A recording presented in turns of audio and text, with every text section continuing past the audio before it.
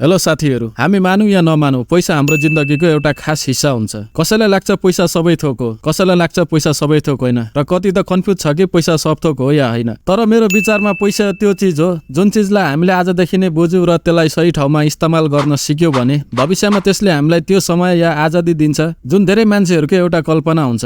म यो त भन्न सक्दिन कि पैसा सबै थोक हो या होइन, तर यो चाहिँ साँचो हो कि हाम्रो जीवनको आधी भन्दा धेरै समयलाई पैसाले नै कन्ट्रोल गर्छ। संसारमा धेरै मान्छेहरु छन् जो आफ्नो जिन्दगी बस एउटा सम्झौतामा बाँचिरहेको छ। जस्तै कि धेरैलाई रहर हुन्छ कुनै ठाउँमा घुम्न जानु या कुनै महँगो फोन कपडा लिने, तर स्टिल उनीहरु त्यो चीज लिनु सक्दैन या जान सक्दैन, किनभने उनीहरुलाई थाहा हुन्छ कि यदि मैले त्यसमा पैसा खर्च गरे भने मैले रेन्ट कसरी तिर्ने, ईएमआई कसरी भर्ने या बिलहरु कसरी तिर्ने र यस्तै धेरै कारणहरुले गर्दा हामीहरु आफ्नो जिन्दगी आफ्नो इच्छा अनुसार बाँच्न पाउँदिनौं, जसको कारण हाम्रो पुरै जिन्दगी मन्थली स्यालेरीमा निर्भर हुन्छ र हामी त्यो जागिर पनि छोड्न सक्दैनौं किनभने सबै बिल त्यो स्यालेरीबाट तिर्नु पर्ने हुन्छ। यस्तो धेरै प्रब्लम अनि कारणहरु छन् जसले गर्दा हामी एउटा एभरेज जीवन बाँच्न बाध्य हुन्छौं र धेरै सेक्रिफाइसहरु गर्छौं। त्यसैले यो प्रब्लमलाई सल्भ गर्न एउटा बुक लेखिएको छ, द टोटल मनी मेकओभर बुक, जसको लेखक छ डेभ र्याम्सी र यो book one of the most powerful बुकमा गनिन्छ फाइनान्शियल फ्रिडम पाउनुको लागि। अथर डेभ भन्छ तपाईहरु आफ्नो फाइनान्शियल सिचुएसनलाई पुरै तरिकाले बदल्न सक्नुहुन्छ र यो बदल्नको लागि केही सही तरिकाहरु छ, केही स्पेसिफिक स्टेपहरु छन् यदि तपाई फाइनान्शियल फ्रिडम चाहनुहुन्छ भने। र डेभ एउटा इम्पोर्टेन्ट र पावरफुल कुरा के भन्छ भने you must live like no one else right now so that you can live a life like no one else later। यसको मतलब तपाईले यदि आफ्नो फाइनान्शियल फ्रिडम पाउन चाहनुहुन्छ या आफ्नो हर इच्छा डिजायर पूरा गर्न चाहनुहुन्छ भने अहिलेदेखि नै तपाईले त्यो जीवन अपनाउनु पर्ने हुन्छ जुन म्याक्सिमम मान्छेहरुले अपनाउन सक्दैनन् या चाहदैनन्। यदि तपाईहरु त्यो 1% मा आउन चाहनुहुन्छ जसलाई कुनै पैसाको समस्या छैन भने तपाईले त्यो गल्ती या चीज नगर्नु जुन 99% मान्छेहरुले आज गर्दैछन्। र यो चीजलाई याद राख्नु कि financial freedom is 80% behaviour and 20% knowledge. अब यो 80% बिहेभियर के हो आज हामी थ्रु आउट द लेसन यसलाई नै डिस्कस गर्नेछौं। सो फर्स्ट स्टेपमा छ not creating an emergency fund. धेरै मान्छेहरु यो गल्ती गर्छ कि उनीहरु आफ्नो लागि या आफ्नो फ्यामिलीको लागि एउटा इमर्जेन्सी फन्ड बनाउँदैनन् या वास्ता गर्दैनन्। तपाईले धेरै पटक अनुभव गर्नुभएको होला तपाईलाई कहीँ कतै इमर्जेन्सी जानुपर्ने हुन्छ वर्षाको समयमा, तर जब तपाई घरदेखि बाहिर निस्किनुहुन्छ ठीक त्यतिखेर नै पानी पर्न सुरु हुन्छ। अब यसमा समझदारी यो छ कि तपाई छाता बोकेर बाहिर निस्किनु। ठीक यसरी नै एउटा इमर्जेन्सी फन्डले पनि तपाईको जीवनमा छाताको काम गर्छ। मानौ एउटा शिव भन्ने मान्छे छ, उ सोच्छ आजदेखि म आफ्नो फाइनान्शियल सिचुएसनलाई चेन्ज गर्छु, धेरै मेहनत गर्छु, 2-4 वटा जब गर्छु, ज्यादा पैसा कमाउँछु, आफ्नो लाइफ चेन्ज गर्छु। र एक दिन जब उ काममा जाँदै गरेको हुन्छ अचानक उसको सडन एक्सिडेन्ट हुन्छ। त्यसपछि उसलाई हस्पिटल लान्छ र डाक्टरले 2-4 महिना रेस्ट गर्नु भन्छ। दुर्भाग्यवश उसलाई खासै ठुलो चोटपटक लागेन। उसले सोचेको थियो कि उ आफ्नो लाइफ चेन्ज गर्न जाँदैछ, तर अचानक केही खराब भयो। त्यसकारण उसको जुन आउने वाला पैसा थियो त्यो त बन्द नै भयो, जुन पुरानो इन्कम थियो त्यो पनि जाने भयो किनभने उसले 2-4 महिना काम गर्न सक्दैन। अब यो एउटा एक्जाम्पल मात्र हो, यस्तो सिचुएसन हामी हर कोहीलाई आउन सक्छ। त्यसैले अथर भन्छ सबैभन्दा इम्पोर्टेन्ट र फर्स्ट स्टेप हुन्छ आफ्नो लागि एउटा इमर्जेन्सी फन्ड बनाउनु जसमा तपाईले $1000 यानी नेपाली 1,30,000 या मिनिमम 1 लाख बचत गर्नुपर्ने हुन्छ। र यो नै हुन्छ तपाईको पहिलो स्टेप कि तपाईले यति रकमको इमर्जेन्सी फन्ड बनाउनु। यसलाई न त तपाईले आफ्नो बर्थडे पार्टीमा या खानामा खर्च गर्नु, तपाईले इमर्जेन्सी फन्डलाई एकदम वर्स खराब सिचुएसनमा मात्र सदुपयोग गर्नुपर्ने हुन्छ र यो चलाउनु साथ फेरि यसलाई भर्नुपर्ने हुन्छ। दुर्घटना भनेको बाजा बजाएर आउँदैन, तर हामी यसको लागि तयार भएर बस्न सक्छौं। र यदि कसैले हेल्थ इन्स्योरेन्स लिएको छ र इन्स्योरेन्सको भरोसामा छ उसलाई इमर्जेन्सी फन्डको खासै जरुरत लाग्दैन भने पहिला आफ्नो इन्स्योरेन्सको टर्म एन्ड कन्डिसन अवश्य हेर्नु होला। त्यो इन्स्योरेन्स पाउनको लागि केही शर्त र कन्डिसनहरु हुन्छ, किनभने अहिलेसम्म कुनै इन्स्योरेन्स पोलिसी जुन तपाईको हरेक हेल्थ कन्डिसनलाई 100% कभर गर्छ त्यो आजसम्म बनेको छैन र न त आउने दिनहरुमा बनिन्छ। अब मैले यो भन्नु खोजेको हैन कि इन्स्योरेन्स ठीक हैन, बस त्यसको भरोसामा मात्र नबस्नु। त्यसैले एउटा इमर्जेन्सी फन्ड निकै नै इम्पोर्टेन्ट हुन्छ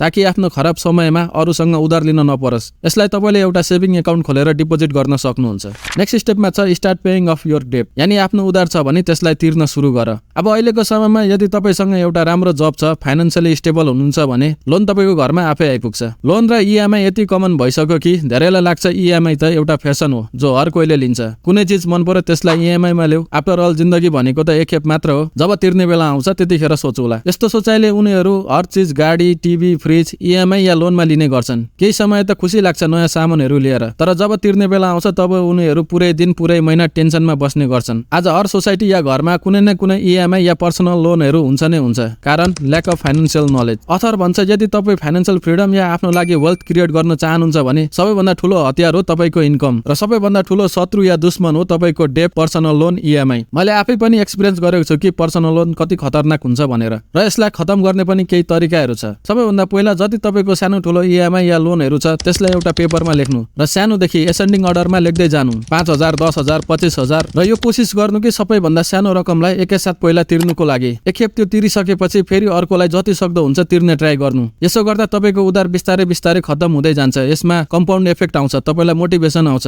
एकैसाथ हर उधारलाई फोकस गर्न थाल्नुभयो भने धेरै समय लाग्छ, कुनै उधार क्लियर हुँदैन, त्यसको इन्ट्रेस्ट पनि बढ्दै जान्छ र डेट ट्र्यापमा फस्दै जानुहुन्छ। अब धेरैलाई लाग्न सक्छ यो त एकदमै मुस्किल छ, लोन र इएमआई त मेरो सेलरी भन्दा धेरै छ। वेल, यो अभियसली त्यति सजिलो पनि छैन, तर मैले सुरुमा अथरको एउटा लाइन भनेको थियो कि you must live like no one else right now so that you can live a life no one else later. मतलब यदि तपाईँ फाइनान्शियल फ्रिडम पाउनु चाहनुहुन्छ, त्यो 1% मा आउनु चाहनुहुन्छ भने अहिलेदेखि नै 99% भन्दा अलग चिजहरू गर्नुपर्ने हुन्छ। कम पैसामा बाँच्न सिक्नुपर्ने हुन्छ, मेहनत गरेर मल्टिपल सोर्स अफ इन्कम बनाउन सिक्नुपर्ने हुन्छ। तब गएर तपाईँले आफ्नो उधार चाँडो क्लियर गरेर फाइनान्शियल फ्रिडम पाउन सक्नुहुन्छ र त्यसपछि आफ्नो इमर्जेन्सी फन्डलाई बढाउनु पर्ने हुन्छ। एटलिस्ट तपाईँको इमर्जेन्सी फन्ड 6 महिनाको हुनुपर्छ, यानी महिनाको 30,000 खर्च गर्नुहुन्छ भने 30 मल्टिप्लाई बाई 6 1.8 लाखको इमर्जेन्सी फन्ड बनाउनु पर्ने हुन्छ, ताकि भोलिको दिन यदि तपाईँलाई केही कारणवश जब या जागिरबाट निकालियो भने तपाईसँग एटलिस्ट 6 महिना हुन्छ न्यू सोर्स अफ इन्कम या अर्को जब खोज्नको लागि बिना कुनै टेन्सन। र यसो गरेपछि तपाईँले स्टेप 2 कम्प्लिट गर्नुहुन्छ।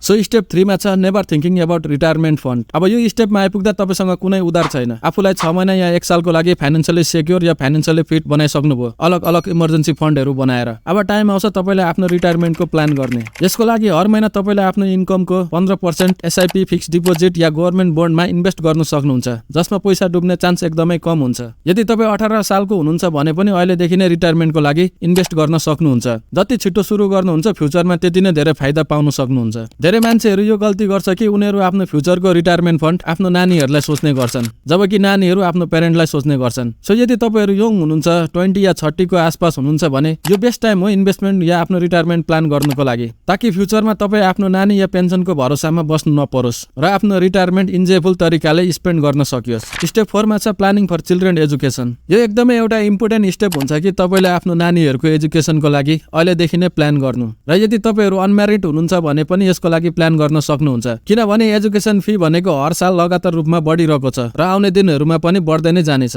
नेपालमा धेरै प्यारेन्टहरू आफ्नो नानीहरूलाई राम्रो एजुकेसन दिनुको लागि गभर्नमेन्ट स्कुलमा भन्दा प्राइभेट स्कुलमा विश्वास गर्ने गर्छन्, तर प्राइभेट स्कुलको फी गभर्नमेन्ट भन्दा धेरै नै महँगो हुने गर्छ, जसकारण कति मान्छेहरूले आफ्नो नानीहरूलाई प्राइभेट स्कुलमा पढाउनु अफोर्ड गर्न सक्दैनन् या एजुकेसन लोन लिने गर्छन्, जुन लोनलाई तिर्दा तिर्दा उनीहरूको आधी उमेर जान्छ या आफ्नो सेलरीको एउटा ठूलो हिस्सा नानीहरूको एजुकेसनमा जाने गर्छ। अब यसबाट बच्नको लागि हामीले आफ्नो सेलरीको 2 या 5% हिस्सा हर महिना कुनै राम्रो म्युचुअल फन्डमा आजदेखि नै इन्भेस्ट गर्न सकिन्छ। यो एकदमै थोरै एमाउन्ट हो जुन तपाईँलाई थाहा पनि हुँदैन कि तपाईँको सेलरीबाट यति पैसा माइनस भयो, जुन लङ टर्ममा कम्पाउन्ड भएर एउटा ठूलो रकम हुन सक्छ र तपाईँ आफ्नो नानीहरूलाई हाई क्वालिटी एजुकेसन दिनु सक्नुहुन्छ बिना कुनै टेन्सन र आफ्नो जीवनको एउटा ठूलो धन जानुबाट बचाउन सक्नुहुन्छ।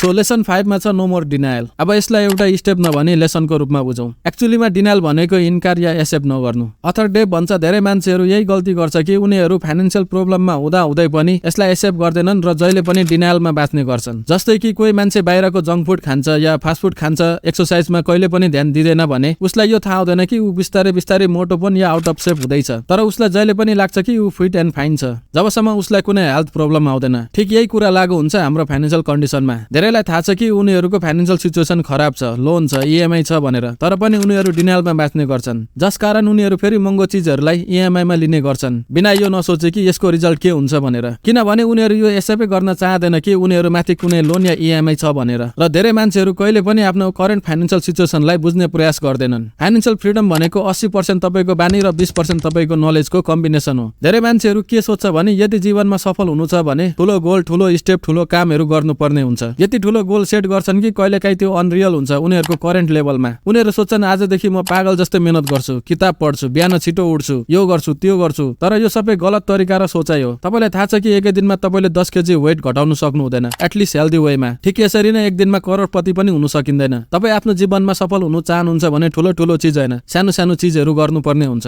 तपाईको जीवन त्यो ठुलो ठुलो डिसिजनबाट बदलिँदैन जुन डिसिजन तपाई कहिलेकाहीँ लिनुहुन्छ। त्यो सानो सानो डिसिजनबाट बदलिन्छ जुन तपाईहरु हर दिन लिनुहुन्छ, लगातार रूपमा लिनुहुन्छ। र अथर यही भन्छ कि तपाईको फाइनान्शियल लाइफलाई पनि फिजिकल लाइफ जतिकै मेन्टेन गर्नुपर्ने हुन्छ। आफ्नो फाइनान्शियल सिचुएसनलाई बुझ्नुपर्ने हुन्छ। त्यसको लागि तपाईले चेक गर्न सक्नुहुन्छ कि तपाईको इन्कम कति छ, खर्च कति छ, ईएमआई लोन कति छ, मन्थली सेभिङ कति हुँदैछ। यो सिम्पल स्टेपहरु लेखेर हिसाब गर्नुभयो भने जुन तपाई सोच्नुहुन्छ कि म त फाइनान्शियली सुरक्षित छु या सेफ छु, कहिलेकाहीँ यो सोचाइ टुट्ने गर्छ त्यो हिसाब देखेर। तर यो एकदमै इम्पोर्टेन्ट स्टेप हुन्छ कि यदि तपाईलाई भविष्यमा ठूलो झट्काबाट बच्नु छ या लड्नदेखि बच्नु छ भने आफ्नो करेन्ट फाइनान्शियल सिचुएसनलाई बुझ्ने प्रयास गर्नु होला। र यही नै थियो केही इम्पोर्टेन्ट स्टेप र लेसनहरु यस बुकबाट। र यहाँसम्म यदि तपाईले भिडियो हेरिसक्नुभयो भने तपाईले के भ्यालु पाउनुभयो होला यो भिडियोबाट जुन प्र्याक्टिकल हुन्छ। आई होप तपाईले जति समय यो भिडियोलाई दिनुभयो होला, यसबाट केही स्टेप केही गाइड सिक्नुभयो होला। यदि तपाईलाई ठीक लाग्यो भने यसलाई इम्प्लिमेन्ट गर्ने कोसिस गर्नु होला। र जति पनि पुरानो भिडियोहरु छ त्यसमा पनि मैले प्र्याक्टिकल लेसनहरुको कुरा गरेको छु ताकि तपाई यो च्यानलमा आउँदा तपाईको समय बर्बाद नहोस्, तपाईको जीवनमा केही भ्यालु एड होस्, केही भ्यालु डेलिभर गर्न सकियोस्। सो यति भन्दै keep learning, keep watching, see you on the next video.